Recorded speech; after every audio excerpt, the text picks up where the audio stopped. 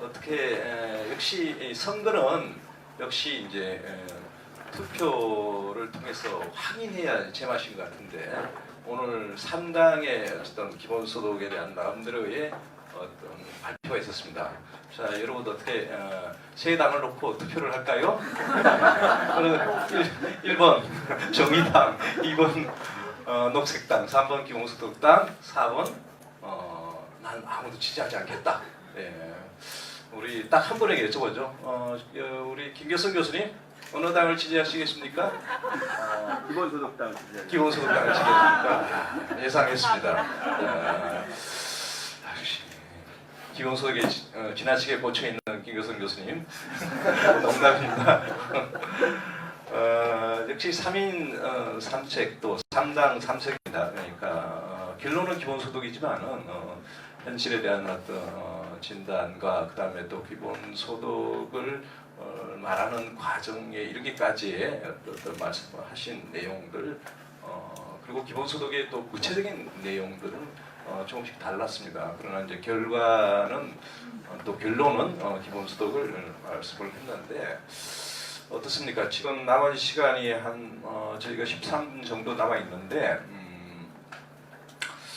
어떻게 이 시간을 이제 활용을 할까 고민이 되는데 우선 여러 청중 분들께서 또 의견이 많을 겁니다. 각 당의 그 또 말씀에 대한 말씀도 있고 또 개인적으로 평소에 또 기본소득에 대해서 생각해 왔던 의견도 있을 겁니다. 그래서 각 그 세 당이 서로 정당의 어떤 기본소득 정책에 대해서 왈가왈부하기 이전에 여기 오신 분들의 얘기를 먼저 들어보는 거고 그런 시간이 오히려 더 필요한 것 같습니다. 그래서 오신 분들 중에서 특히 의견이나 아니면 코멘트를 하신 분 손 들어주시면 좋겠습니다. 예, 제일 먼저 드신 저기 가천대학교 유정성 교수입니다. 예. 아주 세 번 발표 잘 들었고 특히 뭐 기본소득당이 내년에 아주 전국의 태풍이 될 것 같다. 총선에서 아주 작년에 신지 씨보다 훨씬 더 큰 바람을 노무현 씨가 불러일으킬 거다라고 제가 확신적으로 얘기합니다. 저기 그 확대 재정에 대해서 저는 찬성과 반대 마음이 같이 있어요. 만약에 기본소득을 하기 위해서 내년에 확대 재정을 한다. 저는 뭐 적극적으로 찬성입니다. 근데 지금 나오는 방식의 예산 확대 재정을 하는 것은 반대입니다. 가령 2017년 우리나라 예산이 400조인데 내년 예산이 500조로 나오는데 400조에서 100조 오르는 동안에 예산이 어떻게 이렇게 했느냐? 저는 뭐 그런 방식으로 오르는 거는 정말 하고 만약에 그 100조를 가지고 기본소득을 했다고 할 것 같으면 정말 대한민국이 훨씬 좋아졌을 것 같아요. 근데 우리나라가 지금 GDP의 복지 지출이 10%밖에 안 된다 하는 걸 둘로 나눠볼 수가 있습니다. 하나는 국민 부담률이 낮죠, 우리가. 그 다음에 중요한 것은 국민 부담률 중에서 결국 전체 국가 재정 중에서 복지 지출이 얼마나 되느냐 하는 거예요.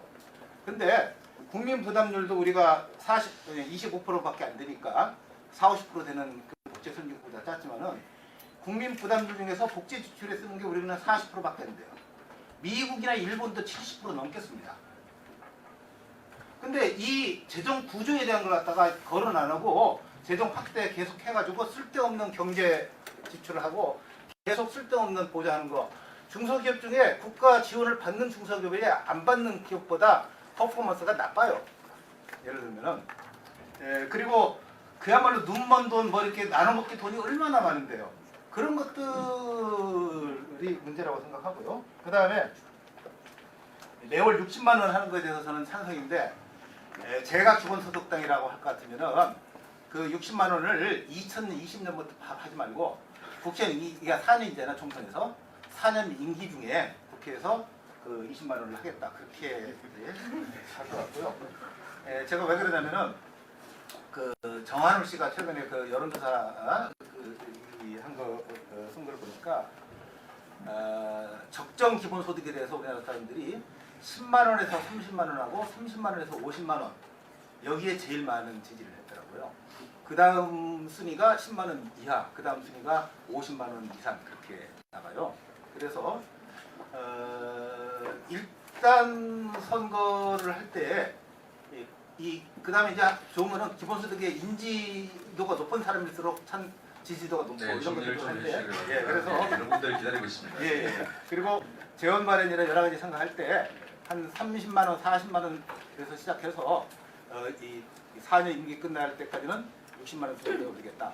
그렇게 하면 네, 바로 코멘트에 대해서 답변을 하기보다도 쭉 그렇게 얘기를 좀 들어본 뒤에 해당되는 어떤 당에서 다시 또 응답을 하는 방식으로 하겠습니다. 또 손들어 아까 저기 저는 이제 30대 초반으로 서울에 살고 있는 청년인데요.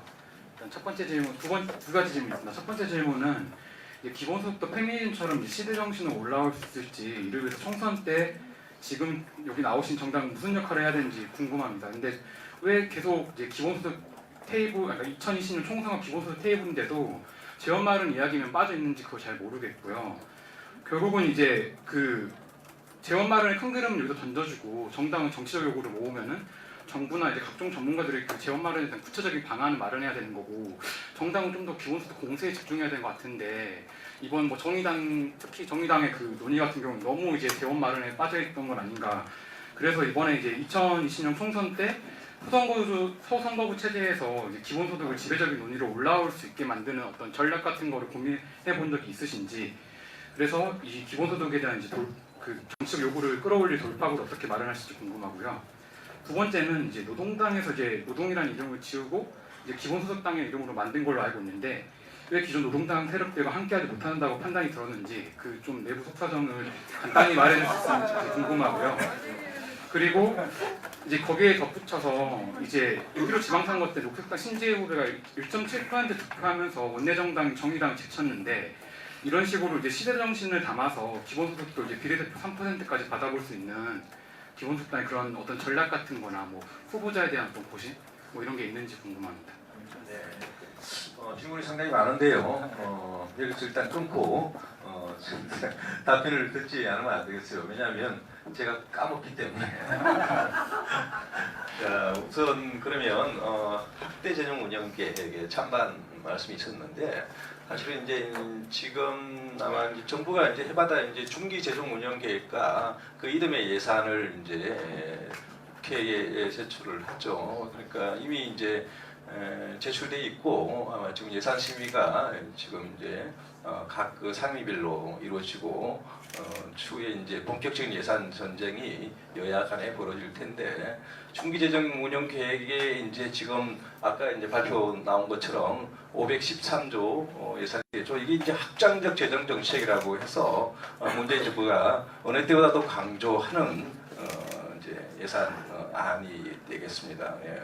그래서 이거에 대해서 갑론을박이 있습니다. 그러니까 재정 어떤 건전성의 어떤 기존의 관점에서 걱정들 하는 그런 어떤 연구자와 학자들도 적잖이 있고요. 또 반대로 확장적 재정 운영 정책의 필요성이 있지만은 그것에 대해서 기본적으로 동의를 하면서도 그 내용에 대해서 또 이러쿵 저러쿵, 예를 들어서 그 재정의 쓰임새가 어디에 있느냐, 역시 이제 경제 예산에 너무 집중되어 있지 않느냐라는 이런 뭐 지적이 또 한편으로 있고, 또 한편으로는 아까도 부분적으로 나왔지만은 이게 결국에는 어떤 정세 없는 확장적 재정 정책이 예측 가능한가, 뭐 결국 정세를 얘기해야 되지 않느냐, 뭐 이런 얘기도 좀 나오고 있습니다만은, 어쨌든 확장적 재정 운영 계획과 관련해서 우선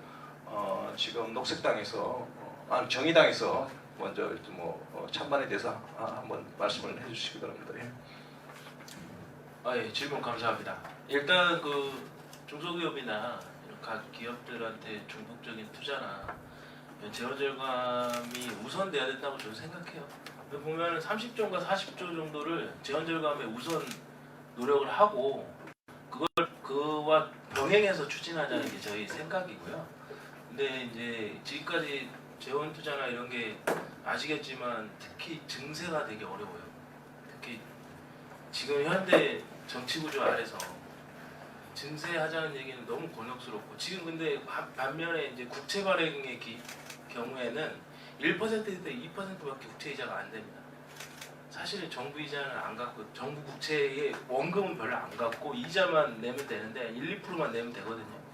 물론 이제 이게 되게 무책임한 소리일 수 있는데 그것도 우리가 장기적으로 우리가 계속 얘기하고 있는 보유세 강화나 소득세나 뭐 법인세 또 각종 기후정의세 저희도 고역이 다 있는데 그런 것들을 잘 걷어서 하면 재정 건전성 어느 정도 확보해 나가고 국가부채도 어느 정도 줄여나갈 수 있는 장기적으로 당장 급하게 지금 현 정치 구조에서 증세가 어려우니 국채 발행은 행정부 안에서 얼마든지 논의해서 할 수 있는 거니까 그걸 압박할 수도 있고 국회에서 합의가 된다면 할 수도 있는 거잖아요. 당장 증세를 하는 게 아니니까 합의 수준을 좀 높이기. 근데 이것도 논쟁이 좀 되긴 하겠지만 증세보다는 더 쉽지 않을까 이런 생각을 하고 있고 정의당의 그 심상정 대표도 확대 재정을 좀 강력히 하자라는 계속 추진하고 있는 상황입니다. 좀 현실적으로 고민을 좀 해주시면 좋겠습니다. 또 질문이 아까 확대 재정. 사실 저희도 기본소득을 왜 추진해야 되는지 여러 가지 전략적인 방안이나 고민들 다 작년에 발표한 것도 있지만 이미 다 논의를 해서 다 뺐어요. 이번 토론에는 재정에 관한만 얘기를 따로 이렇게 하겠다. 왜냐면 이미 어제도 토론을 많이 했을 거고 뭐 했을 거니 굳이 포함을 안 시켰어요. 그쪽 부분은 나중에 기회가 있으면 설명을 드리든지 하겠습니다. 좀 시간이 여유가 충분치 않기 때문에 좀 요점별로 짧게 얘기를 좀 해주시기 바랍니다. 혹시 답변하시고. 사실 녹색당에는 질문이 없었던 것 같은데요. 그렇지만 뭐 한 가지만 이야기를 해보자면 확대 재정에 대해서는 전 조금 더 논의가 필요하다고 생각이 됩니다. 이러니 저러니 해도 불평등을 개선하는 데 있어서는 결국 세입 세출 방식을 어떤 식으로 전환할 것인지에 대해 아무리 어렵더라도 정치적인 논의를 하는 과정이 필요하다고 생각하고 그런 맥락에서 지금 진보정당에게 요구되는 것은 현재 기득권과 얼마나 잘 싸우는가, 그러니까 그냥 반대하는 게 아니라 얼마나 잘 싸우는가를 좀 보여줄 수 있어야 하는 것 같고 녹색당 역시 아직 원외 정당이지만 저희 잘 싸우기 위해서 지금 여의도에서 오늘도 정치개혁을 위한 진행을 하고 있는데요. 정치적 논의의 공론장 구조를 바꿔나가야 한다면 그것을 바꿔나가면서 그런 논의가 필요하다고 생각을 하고 그리고 GDP 중심의 목표 설정이라는 것이 저희가 봤을 때는 이제는 더는 유효하지 않다고 생각되는 지점이 있어서요. 그 부분을 어떻게 바꿔나가야 할지에 대한 논의도 좀 이루어지면 좋겠고 기본소득 같은 경우에는 페미니즘처럼 시대정신으로 올라올 수 있나 저는 어느 정도 시대정신으로 올라왔다고 생각을 하는데 다만 이것을 미래를 현재로 앞당기는 것에 있어서 그게 다른 사람들이 해야 할 일이라고 좀 생각하는 경향이 있는 것 같아요. 언젠가 먼 미래에 누군가 만들어줘서 기본소득을 받고 있겠지라고 생각하는 경향이 있는 것 같은데 그것을 우리의 정치적인 목소리로 모아내려면 기본소득 당과 같은 그런 시도도 있을 수 있을 것이고 말씀드렸던 것처럼 지금 우리가 싸워야 하는 구조나 그 구조의 행위자들이 누구인지를 밝혀내고 그것에 대해서 함께 이야기할 수 있는 장으로서 선거와 정책을 좀 활용해 가면서 할 수 있어야 되는 것 같습니다. 페미니즘은 주체가 명확하니까요. 네, 넘기겠습니다. 네, 명예는 답변해 주세요. 안자님 마이크 잡고. 그럼 마이크. 네.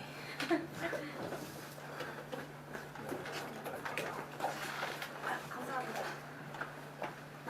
네, 4년 임기 중에 2020년에 바로 할 수 있으려면 저도 이렇게 2020년 총선에서 기본소득당이 다수당이 되면 할 수 있을 거라고 생각하고요. 네. 실제 로드맵에 대해서는 더 많은 고민과 연구와 고려들이 필요할 것이라고 저희도 생각합니다. 그리고 페미니즘처럼 기본소득 역시 시대정신이 될 수 있다고 생각하고 저도 백희원님 말씀하신 것처럼 이미 많은 사람들에게 그렇게 다가가고 있지 않나라는 생각을 하는데 실제로 이 기본소득을 요구하는 기본소득이 필요한 사람들의 목소리와 이야기들이 가려져 있었고 이제 그것을 드러내는 것이 이후에 뭐 총선이든 대선이든 기본소득 정치가 확장되는 데에 되게 중요한 과제이지 않을까라고 생각하고요. 저 역시도 뭐 발표 때 말씀드린 것처럼 뭐 재정 모델의 정합성 굉장히 중요한 일이고 정당으로서 당연히 이제 중요하게 가져가야 하는 일이지만 정치 전략으로서는 재정 모델의 뭐 정합성이나 뭐 금액의 뭐 합리성이라기보다는 사실은 어떤 메시지로 국민들에게 어떠한 미래에 대한 전망을 제시할 수 있을지가 핵심이라고 보고 저희도 좀 그 부분을 많이 고민하고 있습니다.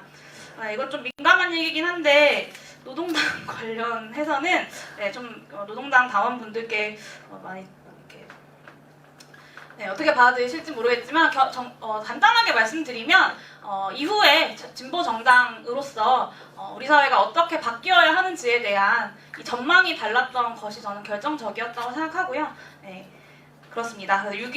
내년 총선에서는 비례 3%를 당연히 목표로 하고 3%를 넘어서 제3당이 되어 기본소득당이 캐스팅 보트를 쥐일 수 있도록 열심히 준비해 보도록 하겠습니다. 네, 말씀하실 분 안 계십니까? 마이크가. 예, 또 손 들어서 말씀을. 예, 저기. 대전에서 왔습니다. 예. 제가 기본소득을 처음 알게 된 게 녹색당이 프랭카드 선거 때 걸어서 지금 와서 보니 알았던 거거든요. 사실 그때는 기본소득이 뭔지 몰랐어요. 뭐 30만 원 뭐 이렇게 써 있었던 거 정도였는데 녹색당이 이번 선거에서 이렇게 또다시 그 기본소득 그 이슈를 이렇게 선거의 중요 이슈로 내걸 건지가 일단 궁금하고요. 그다음에 정의당 같은 경우 그 국강용 위원님 개인적으로 기본소득을 지지하시는 건지 아니면 정의당 자체 내에서 기본소득이 정말 얼마나 큰 비중을 갖고 있는 건지 내년 총선에서 기본소득 그 이슈 내보는 거를 그러니까 뭐 지금 대전 같은 경우를 보면 무상교육 정의당이 했습니다. 뭐 이런 거 정도 이렇게 플래카드가 붙는 거지 기본소득에 관한 그런 플래카드 붙는 건 한 번도 못 받고 사실은 대전 지역 정의당 분들이 기본소득에 대한 개념도 갖고 있지 않은 걸로 저는 알고 있거든요. 그런 거에서 이제 정의당 내에서 기본소득이 차지하는 비중 뭐 이런 것들을 알고 싶고요. 기본소득당이라도 뭐 당연히 전면 이슈 내올 거라 생각하는데 두 가지 궁금한데 하나는 그 허경영 씨가 내는 그거죠. 국가혁명당에서 뭐 이렇게 월 뭐 100만 원씩 뭐 주겠다 뭐 이런 분들을 희망하는 그런 분들 뭐 어떻게 참여성을 가질 건지 하나. 그다음에 기본소득당이 열심히 그 밥상을 차릴 건데 결국 나중에는 자유한국당이나 뭐 그 더불어민주당이 그 가져가는 일이 생길 수 있을 거라고 생각이 드는데. 가져가면 잘 되는 거 아닌가요? 가져가면 잘 되는 건데 그랬다 하더라도 우리가 밥상을 차렸으니 만족하실 건지 아니면 뭐 다른 대안이 있고 계신지 개인적으로 궁금합니다. 예. 또 한 분만 더 말씀을 듣도록 하겠습니다. 예. 제가 우리 백성욱 씨는 짧게 세 당한테 각각 질문을 드리겠습니다. 먼저 기본소득당 60만 원 안을 내놓으셨는데 여러 가지 이게 로드맵 중에 마지막 안이 아니고 당장 하겠다는 안이신 거죠. 여러 가지 안을 검토를 하셨을 것 같은데 낮은 액수로 시작해서 높은 액수로 갈 수도 있고 수당형에서 확대할 수도 있고 이런 안들과 검토했을 때 60만 원을 원샷에 가는 것의 장단점이 뭔지 좀 말씀해 주시면 좋겠고 녹색당에게는 안식년 기본소득을 말씀하셨는데 과도비적 전략으로서 말씀하시는 거죠. 완전 기본소득 얘기를 하시는 거고 이게 녹색당의 색깔하고 무슨 관계가 있을까 이런 궁금한 생각이 들었고요. 혹시 안식년 기본소득제가 가지고 있는 단점에 대해서 생각해 보신 게 있으신지 단점에 대해서 말씀해 주시면 좋겠고 그다음에 정의당에서 녹색 기본소득 이야기 하잖아요. 어제 발표했는데 정의당에서 이야기하는 녹색 기본소득에 대한 입장은 어떠신지 저는 자전거 타기는 참 이게 말은 좋은데 실현되면 예를 들면 시골 같은 경우 자전거 타기 되게 힘들거든요. 오히려 이게 확진성을 불러올 수 있어서 상당히 문제가 있다고 생각하는데 그 입장은 어떤 건지 듣고 싶고요. 정의당한테는 사회상속세를 계속 주장하시는데 그 장점은 뭐 괜찮고 단점을 혹시 고민해 보신 게 있으신지 저는 실행 이후에 정치적 리스크가 클 수 있다고 생각하거든요. 실행 이후에 뭐 여러 가지 탕진의 문제, 긍정적 탕진, 부정적 탕진의 문제에서 자유롭지 못한데 이렇게 계속 주장하는 이유가 뭘까? 서울시에서도 이제 이런 비슷한 걸 했다가 접은 적이 있고요. 그 다음에 아니요 사회상속세는 안 한 걸로 봤고요. 그 다음에 기본소득세 여기까지. 네. 각 세 당에다 한마디 해주시는데 그러면 우선 정의당의 질문이 많이 나왔으니까 정의당부터 답변을 해주시죠. 뜨거운 관심 감사드립니다. 그 당내 논쟁이 방문해요 아직도. 그리고 이제 실제 상위 그룹에서 좀 고민을 많이 하고 있어요. 기본소득을 전면에 내밀지 않을지. 10 대표 입장은 기본소득을 전면에 내밀고 하자는 입장인데 내부 검토가 좀 이루어지고 있어요. 이게 이제 노동과의 연계성이 문제가 되는 부분이 하나 있고, 두 번째 꼭지는 재정 문제였어요. 돈이 많이 들고 일단 선별적이 더 이펙트가 크지 않냐라는 거였는데, 기존에 이제 그거와의 논쟁이 있어서 그러면 아니 선별도 강화해야 되고 기본소득도 필요하고 그러려면 재원을 빵빵하게 확보를 할 필요가 있다고 해서 사실 그런 부분도 현실적으로 제한한 부분이고, 당내 공약은 제가 뭐 이제 연구자로서 그냥 제안하는 수준은 맞고요. 논의를 해서 결정이 될 거고 아마 한 30만 원 정도는 되지 않을까 생각은 돼요. 아동 같은 경우 30만 원 정도. 청년은 사회상속제가 갈 것 같고 거기에 좀 더 얹어져야 될 것 같은데, 사회상속제 연대에서 얘기를 하면 탕제 문제 있는데요. 일단 사실은 그 부분까지보다는 사실 어떻게 보면 이런 거를 저 같은 경우는 지금 당내에서는 크게 논의는 없는데, 예를 들어서 등록금에 쓰게 하던가 아니면 뭐 1,000만 원을 아니면 뭐 전세 자금에 쓰게 하던가 여러 가지 사용 방법의 용처를 정할 수도 있고 안 정할 수도 있는데, 이 기본소득이 되려면 용처를 정하면 안 되잖아요. 근데 이제 그런 방법에 대해서 구체적인 어떤 제도적인 설계에 있어서 고려를 좀 더 공부를 해보고 제안을 해보겠습니다. 예. 네.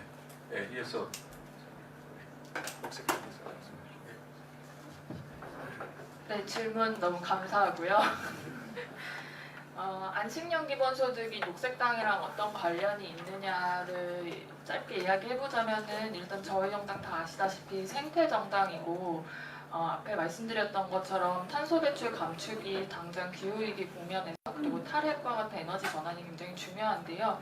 그 부분에 있어서 한국에서 온실가스 배출이 가장 많이 되고 있는 부분은 당연히 에너지 전력 생산 부분에서 많이 되고 있고, 그러려면 결국 급진적으로 우리가 사용하고 있는 이 에너지 자체를 줄여야 하는데, 그에 있어서는 일상 생활에 있어서는 결국 노동 시간을 획기적으로 줄이는 것이 굉장히 중요하다고 생각을 하거든요. 그렇지만 여전히 사람들이 일자리가 없어지는 것에 대한 어떤 시민들의 유권자들의 두려움이 크기 때문에 쉼과 돌봄이 어떤 생산적이고 우리에게 가치로서 다가오는 형태로 정치적 언어화되는 과정에서 안식년 기본소득이라는 형태가 좀 연결될 수 있다고 생각을 했고요. 그리고 실제로 이제 공공부조나 사회수당과 사실 기본소득이 좀 더 전선을 가지고 이야기가 되어 왔던 것 같은데, 고용보험에 있어서 일을 하는 사람들 중에서도 굉장히 소수만이 좀 선별적으로 보장을 받는 상황에서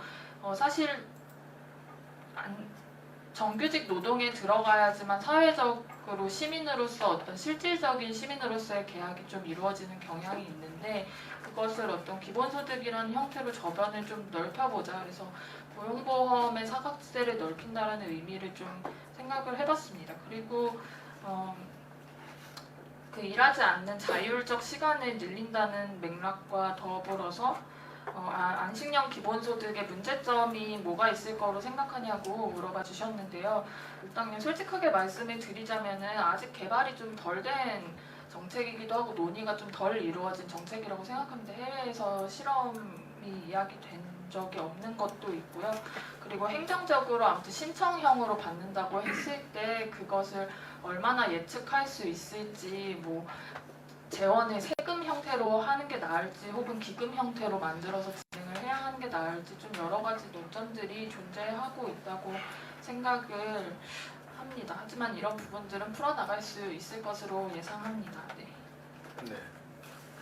네, 저는 각종 사회수당들에 대해서 의미 있고 중요한 시도들이라고 생각하지만, 사실 이 사회수당이 바로 보편적 기본소득으로 이행할 수 있다라는 것에 대해서 좀 회의적입니다. 사실은 청년 기본소득도 저는 좀 사회적으로 그것이 합의될 수 있는 건, 그래 청년들 먹고 살기 힘들지, 너무 어려우니까 사회에서 돈 좀 줄 수 있지 라는 어떤 약간은 시혜적인 방식으로 사회적 합의가 가능했기 때문인데, 이것이 보편적 기본소득으로 넘어가기 위해서는 여전히 사회수당에서 또 다른 큰 산을 넘어야 되는 것이라고 생각하고요. 그래서 그런 사회수당형 기본소득들에 대해 반대하지 않으나 이것이 그것으로 보편적 기본소득으로 이행될 것이다라고 이야기하기 좀 어렵지 않을까라는 생각이 들고 좀 금액과 상관없이 기본소득이라는 것 자체가 좀 이렇게 좀 비현실적으로 보이잖아요. 그래서 저는 사실 뭐 30만 원이냐, 저도 예전에 뭐 30만 원, 40만 원 모델 이렇게 주장하기도 하고 했지만 사실은 금액이 중요하다기보다는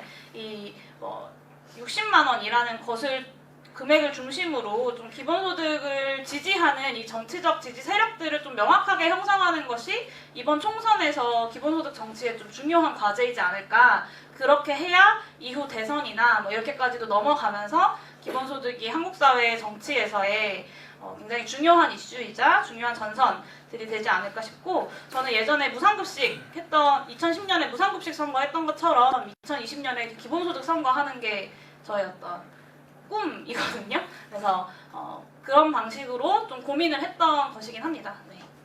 네. 그리고 국가혁명배당금당은 제가 잘은 몰라서 좀 뭐라고 답변 드리기 좀 어려울 것 같고요. 그리고 저희 기본소득 전선이 이렇게 확대되어서 자유한국당, 더불어민주당이 기본소득을 지지하게 된다면 저는 좋은 일이라고 생각하고, 다만 거기서 기본소득당이 얼마나 이 국민들의 어떤 메시지를 잘 던지느냐에 따라서 정치적 성과들을 낼 수 있을지 아닐지를 결정할 것이라고 생각합니다. 저희가 잘 해야겠죠. 네.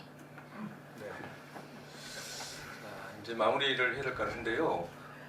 혹시 질문을 못하면 오늘 집에 가서 잠을 못 자겠다, 뭐 이런 분이 있으십니까? 없으십니까? 이제 마무리도 되겠군요. 예, 알겠습니다. 자, 어쨌든 내년 2020년 4월 총선 아마 어느 때보다도 또 관심을 많이 모을 겁니다.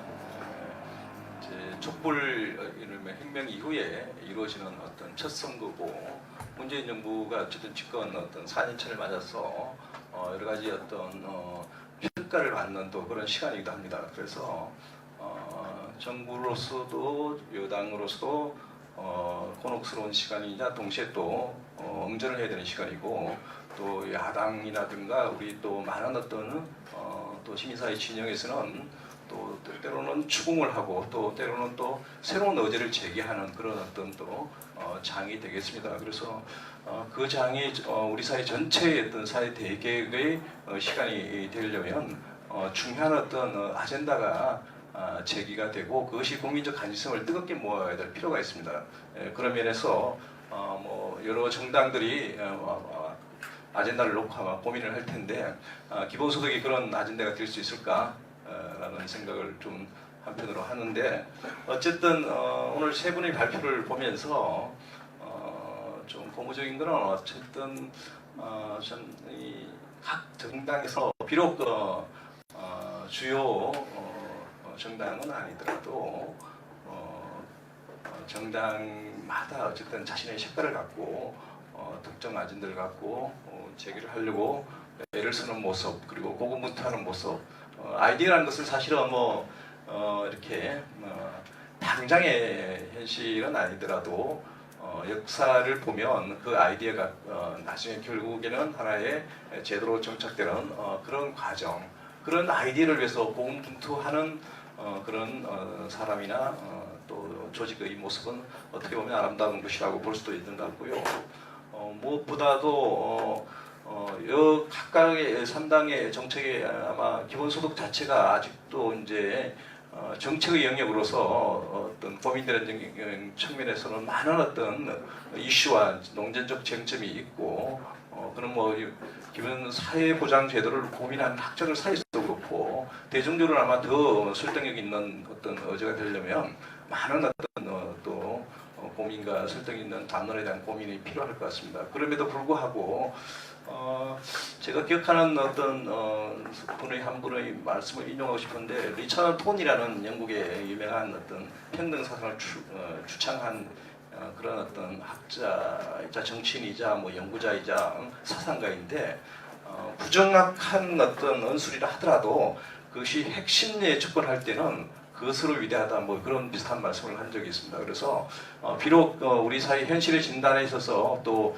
어떤 결론을 내는 데 있어서 좀 부정확하고 또 좀 비인구석이 있다 하더라도 그것이 우리 사회의 핵심적인 문제를 풍성히 하는 데 있어서 중요한 의제라고 한다면 그것 자체로 충분한 의미가 있고 또 그것이 또 새로운 어떤 사회개혁의 동력이 될 수 있다는 그런 생각을 가지면서 각 그 새 정당의 내년 총선에서의 고군분투와 활약상을 기대하겠습니다. 이것으로 세션을 마치도록 하겠습니다. 고맙습니다.